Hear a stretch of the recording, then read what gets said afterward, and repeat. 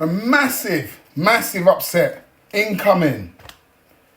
Let's talk about it. Welcome back to the channel. Welcome back. So, Canelo Alvarez will be facing Terance Bud Crawford, right? In a fight between two undisputed champions.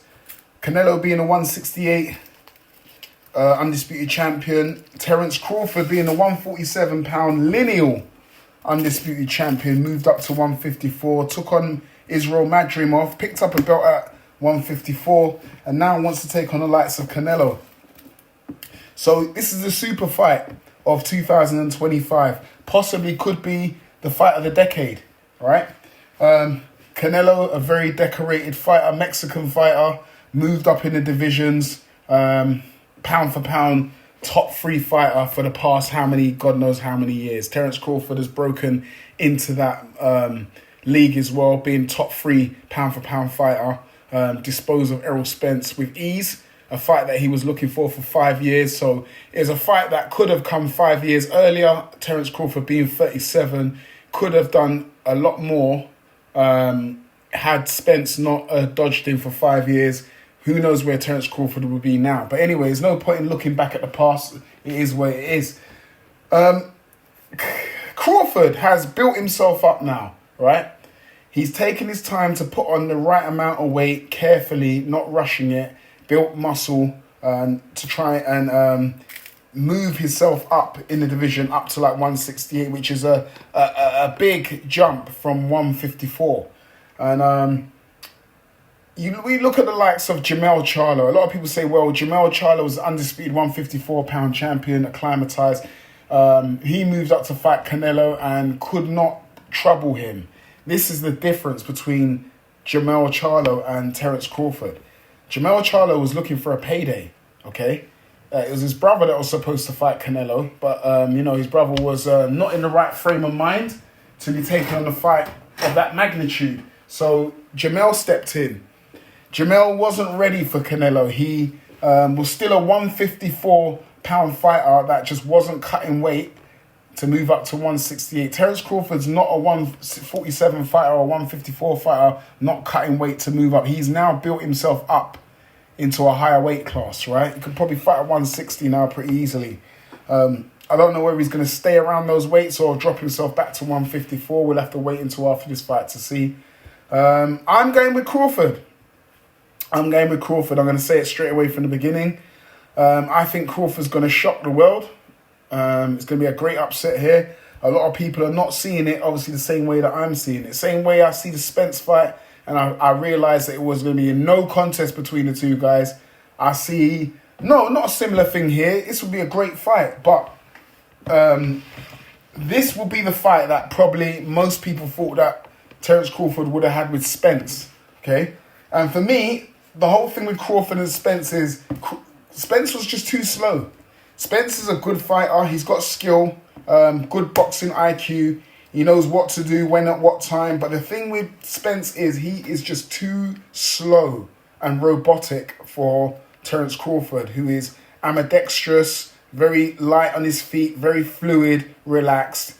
It's just, Spence was always going to lose that fight. And I've said this before in another build-up video. I see Canelo as very similar to Errol Spence. He's very slow, very plodding, right? He might be slightly quicker than Spence, but it's not night and day. And I think Terence Crawford will take advantage of that lack of speed and the lack of footwork, right? It's something that I think Terence Crawford can...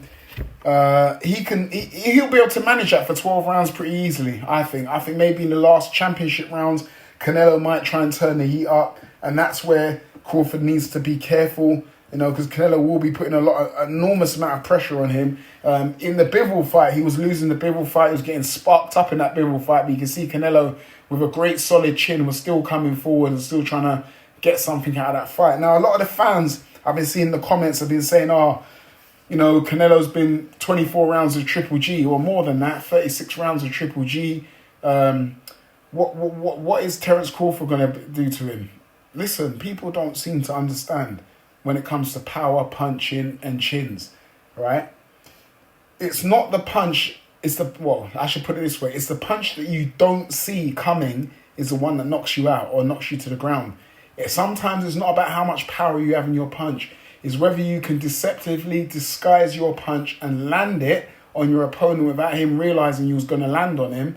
And that's what hurts. That's what hurts your opponent. And Canelo sees everything coming, right? He's got a good high guard, Mexican high guard. He sees everything coming. He rarely gets stunned. He rarely gets... he gets hit, but he rarely will get hit without knowing it's on its way. But if Crawford can, being ambidextrous now, fighting in both stance, we don't know what stance he's going to come out in. Canelo traditionally has a bit of problems with southpaws. Will he stay in the southpaw? Will he switch to orthodox? Will he switch during the fight? We don't know. But I just feel that it's going to be, I'm not going to say an easy fight, but a lot of people are going to be very shocked how well Crawford does in this fight. That's all I'm going to say. I think he's going to win it, and people are going to be shocked about, I want to say easy, how easy he makes it look. Because I'm not going to say, Canelo's not an easy fight. But a lot of people were thinking Crawford is going to struggle because of the size of Canelo and the power. But size and power can only come into effect if Crawford is there to be hit. And I don't think Crawford's going to be there to hit. People say, oh, what, he's going to run, he's going to run. Well, no, you'd be an idiot if you're going to stand there and let someone punch you in your face, wouldn't you? I mean, we're not talking about running on the likes of Devin Haney, but, we watched Floyd Mayweather against Canelo. He never stood still, but he didn't run either. Floyd's been accused of running many times in his career. Nowhere in the level of Devin Haney or William Skull, but... I just think Crawford is going to stick and move all night. Canelo just won't be able to deal with the movement, I feel. The movement of Crawford, the speed of Crawford, I just think he will not be able to deal with it. I think it'll just be too much for him. But anyway, look, I ain't got much more to say about this. I might do a couple of more breakdown videos as things come to mind. On the build up to the fights, but I think it's next week now the fight's going to be happening, so stay locked to the channel. I'll possibly be going live talking about this fight, and maybe some of you can put your points through and we can break it down and see what we get. Anyway, do us a favour, enough said, smash the like button, hit the bell for notifications so you're all the new and the latest video.